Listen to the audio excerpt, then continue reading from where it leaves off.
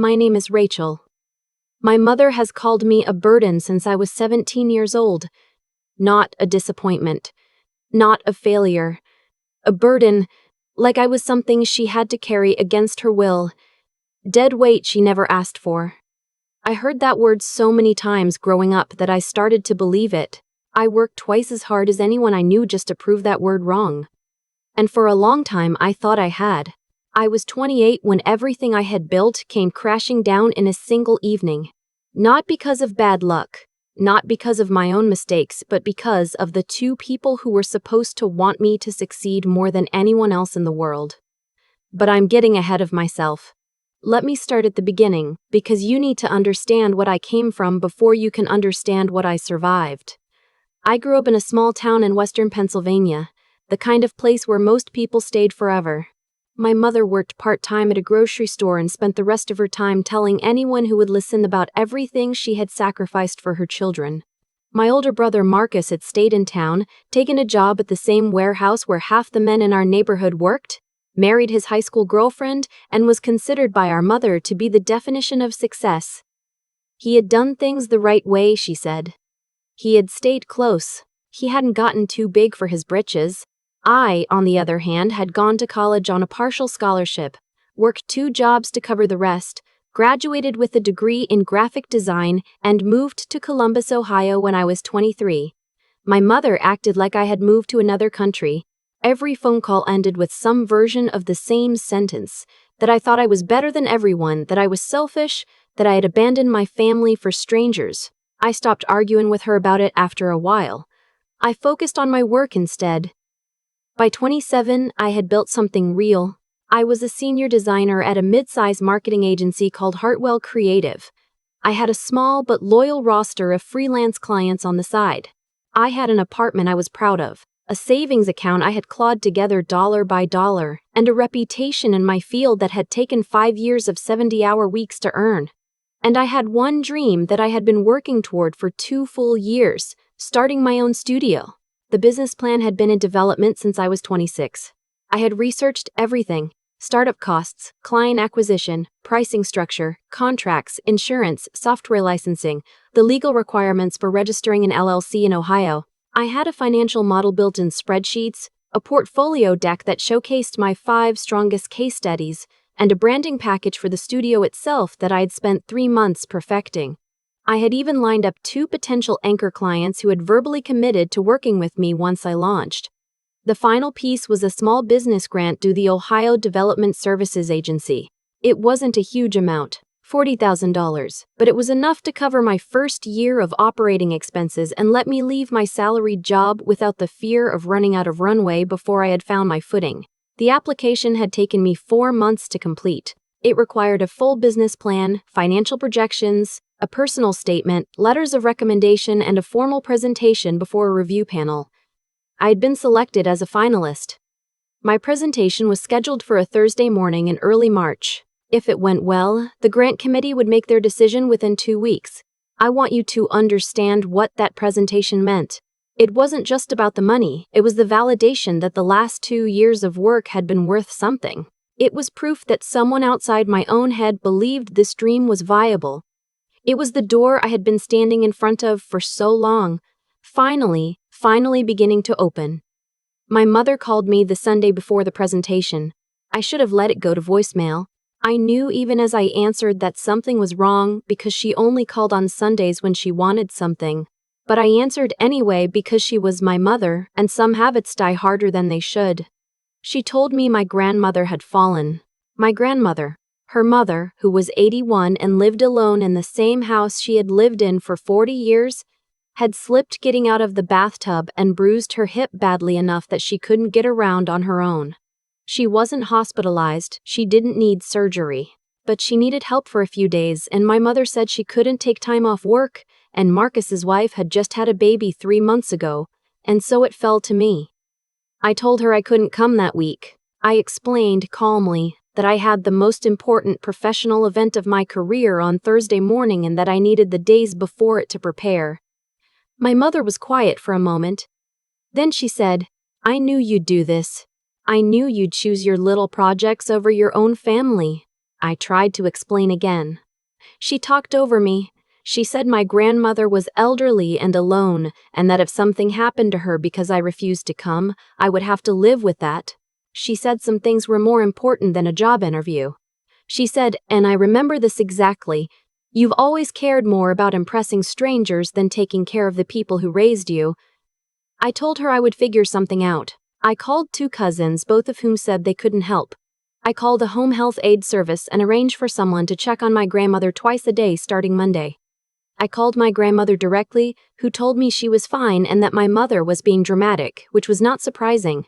I texted my mother the name and contact information for the aid service and told her the situation was handled.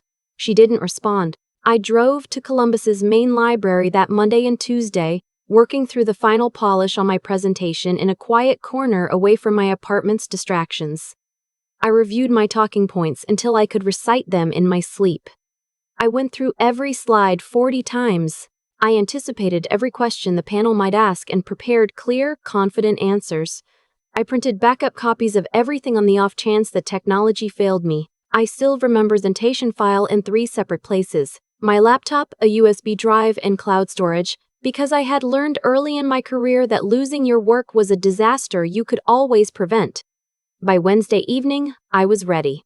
I was nervous the way you're nervous before something that matters, not the way you're nervous when you aren't prepared. I made dinner, laid out my clothes for the morning, and went to bed early. My phone rang at 11:37 p.m. It was my mother. She was crying, which she did when she wanted something and everything else had failed. She said my grandmother had had a bad night, that the aide had left at 6 and she was alone, that she was scared and asking for me specifically. She said she had driven over herself, but that she couldn't stay. She had to open the store at 5 in the morning. She said she just needed me to come for one night, just to be there so my grandmother wasn't alone, and that I could drive back first thing in the morning and still make my presentation. The drive from Columbus to my hometown was 2 hours and 20 minutes. My presentation was at 9 a.m. I said no. I said it as kindly as I could, but I said it clearly. I told her I had already arranged professional care, that my grandmother had the aide's emergency contact number, that she could call me directly if she was frightened, and that I would visit that weekend without fail. I told my mother that I loved her and that I was sorry, but that I could not drive almost 5 hours round trip the night before the most important morning of my career. My mother said, "You are so selfish. You have always been so selfish. Do you know that? Your grandmother could die tonight and you'd still be sitting there worried about your little PowerPoint." I stayed on the phone with her for another 20 minutes, during which she cycled through guilt, anger, and silence in a pattern I had known since childhood. When she finally hung up, it was past midnight. I lay in the dark for a long time before I managed to fall back asleep. I woke up at 6 a.m., feeling like I hadn't slept at all. My alarm was set for 6:30, but my body had decided that rest was finished. I got up, made coffee, showered, and started going through my notes one more time at the kitchen table. At 7:15, my brother called. Marcus almost never called me. We weren't close. Not hostile, just distant in the way siblings become when they build very different lives. I answered because something about the timing made my stomach drop. He didn't bother with small talk. "Mom told me about your presentation," he said. "She's really upset, Rachel." I told him I knew.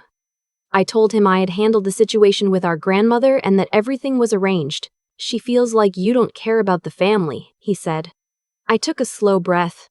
"Marcus, my presentation is in less than 2 hours. Can we talk about this on Friday? I just think you should call her and apologize." "I'm not going to apologize for not canceling the most important event of my career on 12 hours' notice." He was quiet for a moment.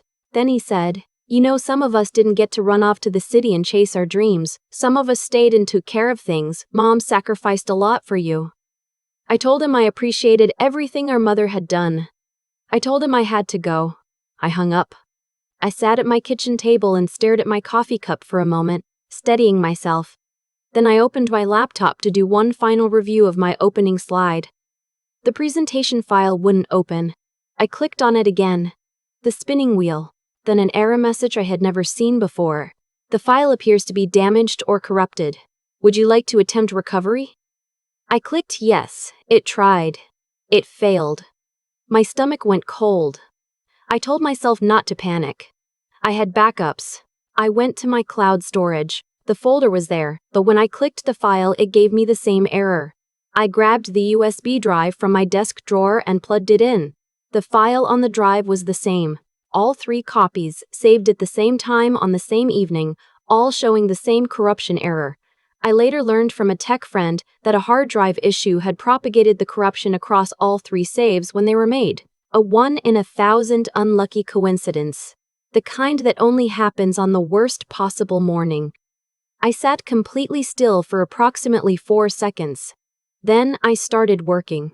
My presentation had been built in Canva, which meant there was a version history in the platform's own system.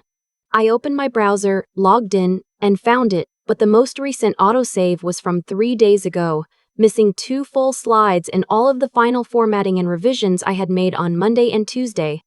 It wasn't nothing, it was most of it. But it wasn't what I had prepared.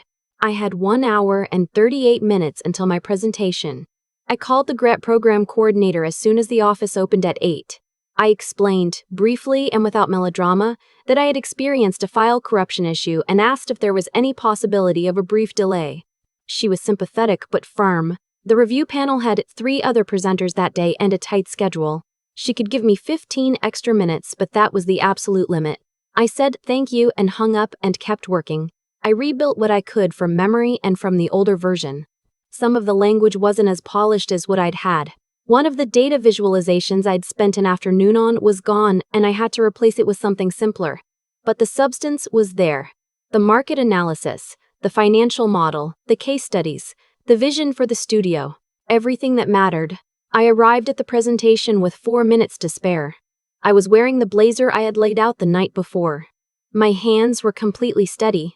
I presented for 22 minutes. I answered every question they asked. When the panel chair said, "Ms. Mums Calloway, you seem very calm for someone who just told us her files corrupted this morning." I told her that I had learned a long time ago that the only thing that matters when something goes wrong is what you do next. She wrote something down. I don't know what. The drive home felt very long. I called my grandmother from the parking lot before I left.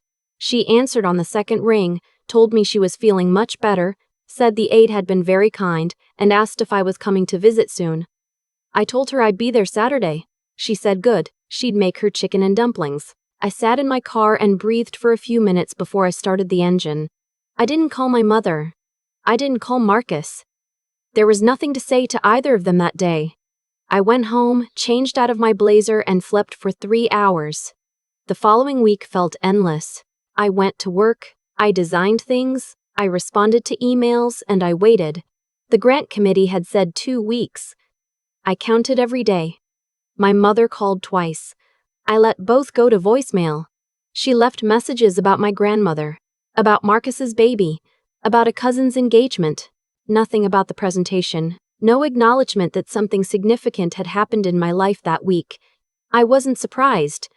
I had stopped being surprised by that a long time ago. On day 11, the email came. I was at my desk at Hartwell, in the middle of adjusting kerning on a pharmaceutical brochure, when my phone buzzed with the notification. I saw the subject line, Ohio DSBA Small Business Grant Finalist Decision, and I set my phone face down on my desk and finished the paragraph I was working on before I allowed myself to pick it up again. I want to tell you that I was calm when I read it. I want to tell you I had prepared myself equally for both outcomes. I wasn't, and I hadn't. Dear Ms. Calloway, we are pleased to inform you that the review panel has selected your application for the full grant award of $40,000. I read it 3 times. Then I went to the single occupancy bathroom on our floor, locked the door, and cried for about 90 seconds. Not sad crying, not relieved crying exactly, but the kind of crying that happens when your body needs to release something it has been holding for 2 years. Then I washed my face, went back to my desk, and finished the pharmaceutical brochure. I gave my notice at Hartwell 2 weeks later. My manager said she was sorry to lose me and asked if there was anything they could do to keep me. I told her no, and I meant it kindly. I registered Calloway Creative Studio as an LLC. I signed a lease on a small office space, just one room with good natural light on the second floor of a building in the Short North neighborhood. I bought the software licenses I needed and a new external hard drive and a proper desk chair that didn't hurt my back. I contacted both anchor clients and confirmed their start dates. I did all of this without telling my mother. I want to be honest about why I didn't tell her. It wasn't purely strategic. Part of it was protection. I knew that if I told her before the business was real and standing on its own, she would find a way to make me doubt it. And I didn't want her voice in my head during the weeks when the doubt was already loud enough on its own. But part of it was something harder to name. I had spent so long trying to make her proud of me, and somewhere in that 11-day wait after the presentation, during which she called twice about family gossip and never once asked how I was, I had quietly stopped trying. Not out of anger, just out of a kind of sad clarity. She wasn't going to be proud of me. Not because I hadn't earned it, but because being proud of me would require her to admit that leaving had been the right choice, and she couldn't do that. It would cost her too much. That wasn't something I could fix, and it wasn't something I was willing to keep trying to fix at the expense of my own life. Marcus texted me in April. He had heard through my grandmother that I had started my own business, and he wanted to know if it was true. I told him it was. He said, "Good for you, I guess." I told him thank you. He asked if I was coming home for Easter. I told him I wasn't sure yet. I didn't go. My grandmother came to Columbus in May instead, riding the Greyhound bus with her small blue suitcase like she had done when I was in college, acting like the 4-hour trip was nothing at all. I picked her up at the station and took her to my new office first because I wanted her to see it before anything else. She walked around the whole room slowly, looking at everything. The drafting table, the mood boards on the wall, the shelves of design books I had been collecting for years, the window with its view of the neighborhood below. Then she turned around and her eyes were wet and she said, "Your grandfather would have loved to see this." I hugged her for a long time. She didn't ask why I hadn't called my mother. I think she already knew. My first quarter in business was harder than I had expected and better than I had feared. I lost one of my anchor clients in month 2. They had a budget freeze that had nothing to do with me, and I spent 2 weeks in a low-grade panic before I landed a replacement through a referral from a former colleague. I worked long hours and some weekends. There were nights I questioned everything. But the work was good, the clients were paying, the studio was real. By the end of the summer, I had 6 active clients, a small but growing portfolio of studio work, and 2 people I was in early conversations with about potential contract roles. The $40,000 was being spent carefully and it was going to last longer than I had projected. I thought about my mother occasionally in the way you think about a place you used to live. Not with longing exactly, just with a kind of involuntary memory. I wondered sometimes if she knew more than she let on. If somewhere underneath the criticism and the guilt trips there was a version of pride she simply didn't know how to express. I've made my peace with not knowing the answer to that. What I know is this. The night before my presentation, when I was on the phone with her past midnight, she told me I was selfish. She had been telling me variations of that story my whole life, and for a long time I had tried to rewrite it, to prove through my choices and my sacrifices and my constant availability that I was not what she said I was. I am done rewriting it. I am a woman who left a small town and built something from nothing in a city where no one knew my name. I am a woman who rebuilt her presentation in 90 minutes on a corrupted drive and walked into that room with steady hands. I am a woman who arranged professional care for her grandmother, honored her commitments, and still showed up for every person who needed her in ways that were reasonable and sustainable and real. I am not a burden, I never was, and on the morning that mattered most, when my files were gone and the clock was running and the phone had rung past midnight and my brother had called to tell me to apologize, I did not call my mother. I did not apologize. I did not cancel. I opened my laptop and I got to work. That is the only answer I have ever needed to give.